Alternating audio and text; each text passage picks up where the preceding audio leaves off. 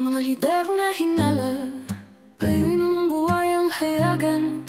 Nilamang ng kaban ng bayan, walang bakas ng kahihiyan. Sa halip na magsilbi, sila'y naging hari ng kasinungalingan. Kinabukasan ng kabataan, ninakaw nilang walang pakundangan. Sino ang magtatanggol sa bayan, kung lahat ay takot magsalita? Tila wala ng tagapagtanggol, tila wala ng pag-asa. Ang bayan kong mahal, patuloy na nilulunod sa dusa. Tayo ba'y may magagawa, tayong isang hamak na tao? Sa harap ng halimaw, na may hawak ng pera at posisyon sa trono, sino ang kakapitan natin sa gitna ng dilim at peligro? Kung ang naghahari, demonyo, paano na ang Pilipino?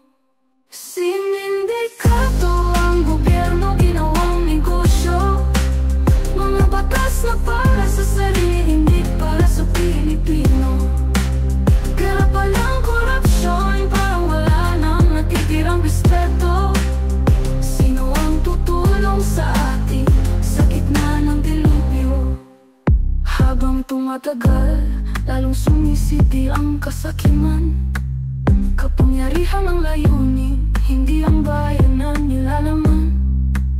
Walang pakialam sa dangal, sa batas sila'y may sariling laman. Ang mga pangako'y abo, ang gobyerno'y pugad ng kasamaan. Sino na ba maaasahan, para wakasan ng kadiliman? Sino ang gigising sa bayan, sa mga hindi na pagkakahinlayan? Pilipinas kong mahal, ika'y nilaso ng mga ganit sa kapangyarihan. Ngunit sa puso ng mamamayan, naroon pa rin ang tunay na kalayaan. Sinindikato ang gobyerno, ginawang negosyo. Mga batas na para sa sarili, hindi para sa Pilipino. Kaya palang korupsyon, parang wala nang natitirang respeto. Sino ang tutulong sa atin sa gitna ng dilubyo? Sinindikato ang gobyerno, ginawang negosyo. Mga batas na para sa sarili, hindi para sa Pilipino. Gara pa ng korupsyon, parang wala nang natitirang respeto. Sino ang tutulong sa atin sa gitna ng dilubyo?